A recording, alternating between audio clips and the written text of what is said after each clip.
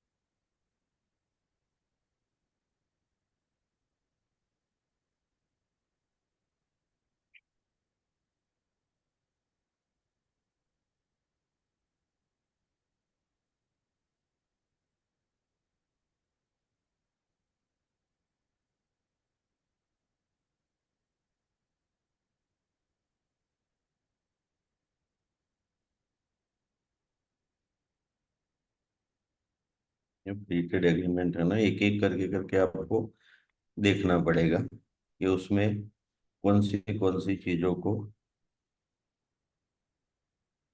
Include किया हुआ है में।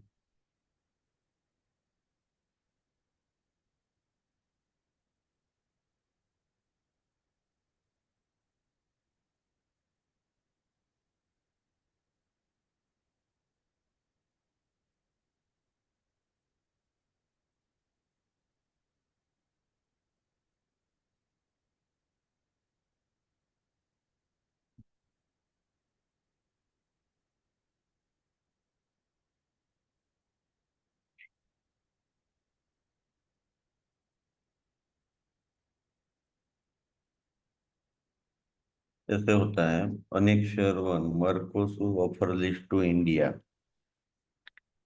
तो इंडिया से कोई प्रोडक्ट उस कंट्री में जाती है, उसका ये पूरा लिस्ट है कि किस तरह की ड्यूटी या क्या, पूरा लिस्ट। दूसरा एक लिस्ट होगा मर्कोसुर टू, मर्कोसुर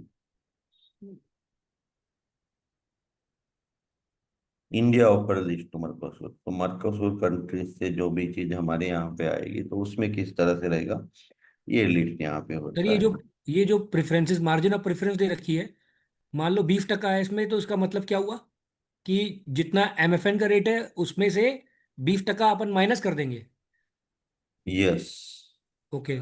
ऐसे कई ऐसे प्रोडक्ट्स होंगे जिसमें 100% उनको ड्यूटी फ्री मिल रहे होंगे।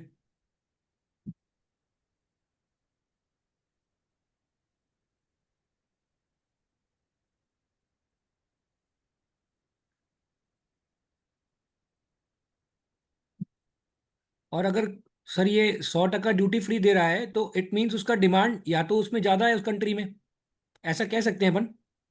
नहीं, इसका इसके साथ कोई लेना देना नहीं है। वो country to country trade development क्या करना चाहते हैं, वो फ्यूचर प्लानिंग भी हो सकता है या पास्ट का ऑब्लिगेशन भी हो सकता है। ये डिपेंड करता है कंट्री टू कंट्री। यहाँ पे 100% है, 50%, 100%, 50%, 100%, ऐसे।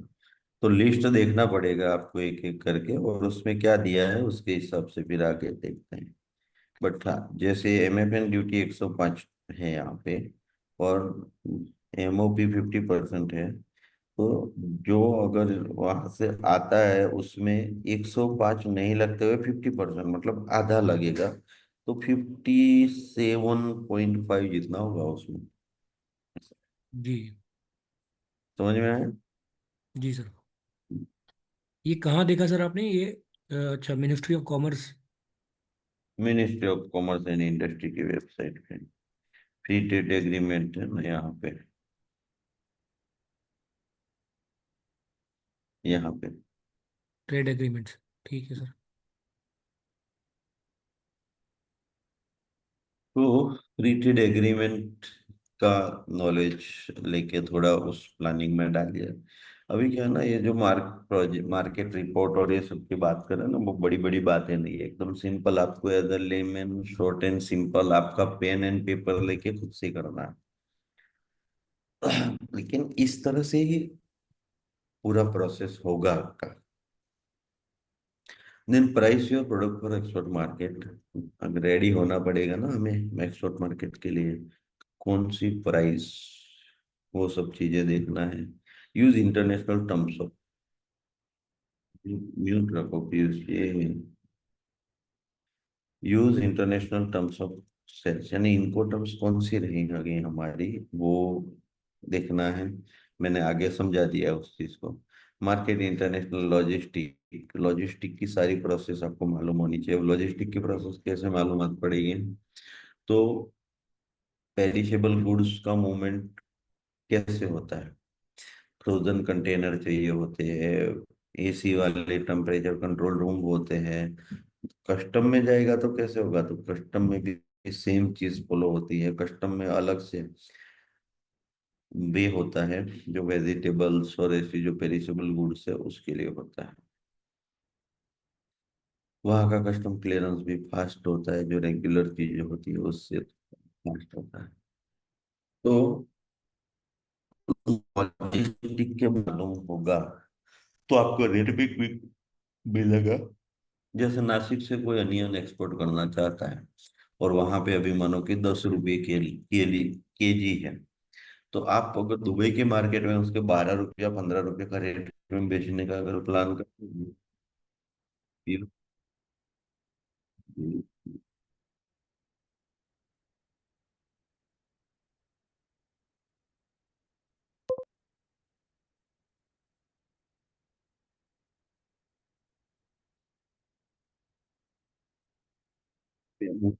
अरे यार मैं म्यूट करता हूँ, आप अनम्यूट क्यों हो जाते हो। अभी क्वेश्चन बराबर है आपका यार, लेकिन आपके यहाँ से आवाज कितनी आ रही है। इसको म्यूट कराओ, आपके अदर से म्यूट करा दो ना। आपको क्वेश्चन पूछना है तो उसके लिए रेज हैंड करो, लेकिन आपके यहाँ से इतना सारा आवाज आ रहा है, सबको डिस्टर्ब हो रहा है और मैं डिस्कशन कर रहा हूँ। क्वेश्चन पूछना है, आप हैंड रेज करो। सॉरी टू बी हार्श, लेकिन ये सबको डिस्टर्ब होता है यार, ये चीज आप समझो पीयूष जी। पूछो क्या पूछना चाहते हो।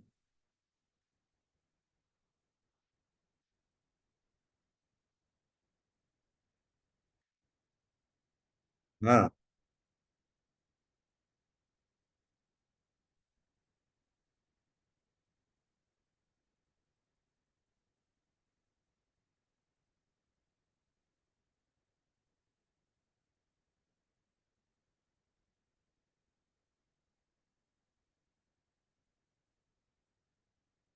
नहीं अभी मुझे कोई, आप सवाल पूछो।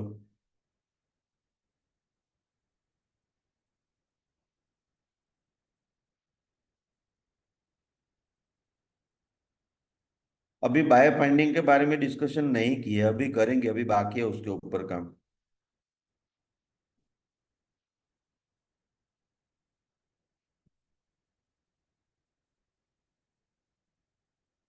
हम्म। तो नेविगेटिंग इंटरनेशनल लॉजिस्टिक की हम बात कर रहे थे। तो जैसे जेम्स ज्वेलरी के लिए आप देखोगे ना, तो कस्टम डिफरेंट है। उसको प्रेशियस कार्गो क्लियरेंस सेंटर बोलते हैं। तो वो अलग है। अभी आप देखना कि कस्टम बॉर्डर के ऊपर आपको दिखाई देता है इंटीग्रेटेड कस्टम, जैसे भूटान, बांग्लादेश, नेपाल। वहां पे इंटीग्रेटेड कस्टम होते हैं जो एक दूसरे के साथ में, जो बाई ट्रेन या बाई रोड मूवमेंट होती है उसके लिए होते हैं। जेम्स एंड ज्वेलरी के लिए सेपरेट होते हैं। आईसीडी सेपरेट होते हैं। बल्क कार्गो का सेपरेट क्लियरेंस होता है। इस तरह से product to product different clearance वगैरह होते हैं, तो उसकी लॉजिस्टिक की सिस्टम भी डिफरेंस होती है। थोड़ा स्टडी करना पड़ेगा क्योंकि रिफर कार्गो कैसा आता है, उसमें कितना मटेरियल आता है, किस तरह के चार्जेस रहते हैं उसको। प्रोडक्ट टू प्रोडक्ट जो भी आपका पैकिंग होगा या फाइनल ट्रांसपोर्टेशन का जो वे है, वो क्या होगा उसको समझना पड़ेगा। कई केमिकल के कंटेनर होते हैं, तो उसमें बहुत ज्यादा ट्रांसपोर्टेशन नहीं कर सकते उसको। बहुत पूरा बड़ा सा ट्रक जैसा दिखेगा, लेकिन उसमें बीच में कंटेनर थोड़ा सा ही होगा और पूरा प्रोटेक्शन ही प्रोटेक्शन होगा साइड पे। क्या है वो कोई ऐसी प्रोडक्ट है जो संभाल के लेके जानी पड़ती होगी, या उसमें और भी कोई डेंजरस मटेरियल होगा, ऐसा हो सकता है। इससे तो अपनी क्या प्रोडक्ट है उस हिसाब से हमारा लॉजिस्टिक सिलेक्शन मालूम होना चाहिए, उसके रेट मालूम होने चाहिए। एयर से जाएगा तो क्या रेट होगा भाई, सी से जाएगा तो क्या होगा। कई प्रोडक्ट ऐसी है जो बाई एयर मूव होती है, कई है जो बाई सी मूव होती है। अब उसमें आप रेट देखोगे तो 20 रुपये में चीज मानो बाई सी में जा रही है, वो 80 रुपये में बाई एयर जाएगी। इतना डिफरेंस होगा, उसमें बहुत वेरिएशन होता है। उसमें जो रेट कैलकुलेट होता है वो वॉल्यूमेट्रिक और टोटल कितना केजी उसके हिसाब से होता है। लेकिन फिर भी ये चीजें आपको मालूम होनी चाहिए। देन नेविगेटिंग एक्सपोर्टिंग रेगुलेशंस की कंप्लायंसेस क्या क्या है। हमारी कंट्री से एक्सपोर्ट करोगे तो उसमें क्या कंप्लायंस है, कम, उस कंट्री में इंपोर्ट करेंगे उस कंट्री का इंपोर्ट कंप्लायंसेस क्या है। ये सारी चीजों को पहले एनालिसिस करके रेडी करके रखना है। Then preparing commercial export documentation. Export documentation में क्या आता है, तो एक तो पैकिंग लिस्ट आता है, एक इनवॉइस आता है, दूसरा सर्टिफिकेट ऑफ ओरिजिन आता है, और तीसरा फिर ट्रांसपोर्ट का डॉक्यूमेंट जैसे एयर बिल हो गया, बीएल हो गया, ऐसी कोई भी चीज है वो उसके बाद में आती है। तो ऐसे 4-5 डॉक्यूमेंट में भी काम हो जाता है। आज से 20 साल पहले की अगर बात करूं तो कम से कम 25 डॉक्यूमेंट एक एक्सपोर्ट के ऊपर लगते थे। तो डॉक्यूमेंटेशन के स्पेशल क्लासेस चलते थे, डॉक्यूमेंटेशन का सेशंस होते थे, लोग पैसा खर्चा करते थे डॉक्यूमेंटेशन सीखने के लिए। आज अब जो शिपिंग बिल और बिल ऑफ एंट्री की बात अगर सुनते हो तो उसकी 4-4 5-5 कॉपियां आती थी। एक बैंक में देने के लिए एक्सचेंज कंट्रोल कॉपी आती थी, डीजीएफटी में देने के लिए एक्सपोर्ट प्रमोशन कॉपी आती थी, बैंक में देने के लिए एक्सचेंज कंट्रोल कॉपी आती थी। ऐसे हर जगह के लिए अलग अलग कॉपियां आती थी, और फिर एक इम्पोर्टेंट कॉपी। इससे भी पहले की बात करूं तो हम लोग टाइप राइटर पे बिल ऑफ एंट्री टाइप करते थे। तो जैसे जैसे नया चेंज आ रहा है, जैसे जैसे चीजें ऑनलाइन आ रही है, डॉक्यूमेंटेशन काफी रिड्यूस हो गया है, यू कैन से कंप्लायंस काफी बड़े हैं। आगे के चलते कंप्लायंसेस काफी बड़े हैं, यस, लेकिन डॉक्यूमेंटेशन काफी कम हुआ, ये भी है। Then get paid for your export. जब नेगोशिएशन करते हो बायर के साथ बातचीत होती है, ऐसा, तो पेमेंट के लिए क्या बोलोगे कि हमारा पेमेंट आएगा तो कहाँ पे आएगा। तो देखो, आप आईएसी जब लेते हो उसी टाइम बैंक जो है करंट अकाउंट के साथ में आपको बैंक देना है। तो जो करंट अकाउंट आपने खुलाया उसके हम क्या बोलते हैं कि वो एडी कोड ब्रांच अगर होती है तो बेस्ट है। एडी कोड ब्रांच कौन सी है, ऑथोराइज डीलर ब्रांच। तो उसमें अगर आपकी अकाउंट है एक्सपोर्ट इंपोर्ट की करंट अकाउंट, तो डॉलर, पाउंड या कोई भी करेंसी आती है तो उसके मूवमेंट में टाइम नहीं लगता।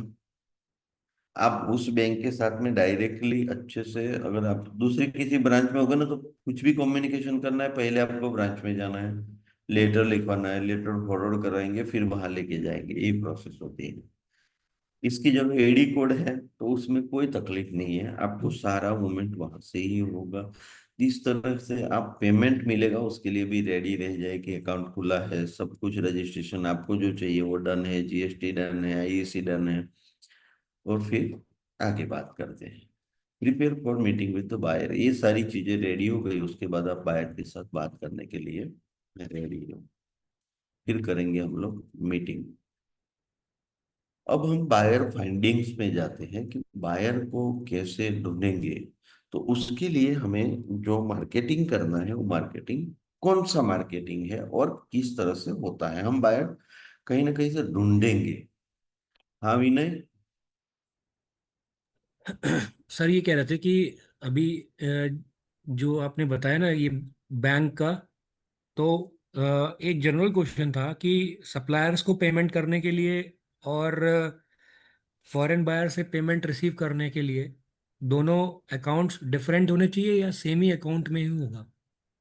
नहीं, वही है। आप देखो, आप जब ये करते हो, आईएससी लेते हो, उस टाइम पे करंट अकाउंट जो देते हो आईएससी के साथ वो अलाइन होता है।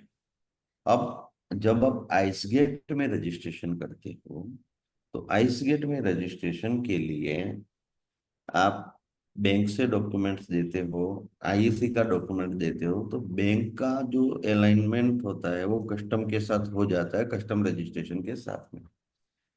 तो यहाँ पे तीन चीज जरूरी है कि इम्पोर्ट एक्सपोर्ट कोड नंबर लिया, वहां पे बैंक आपने डाली, कस्टम में आपने बैंक से लेटर लिया और ऑनलाइन बैंक से पूरा चीज करवाया तो बैंक वहां पे होगा, और आप बैंक से जो ट्रांजेक्शन करते हो। अब हुआ है कि जैसे आप एक्सपोर्ट का शिपिंग बिल बनाते हो, उस टाइम पे कस्टम आपका बैंक का आईडी कोड नंबर डालता है और बैंक का अकाउंट नंबर डालता है,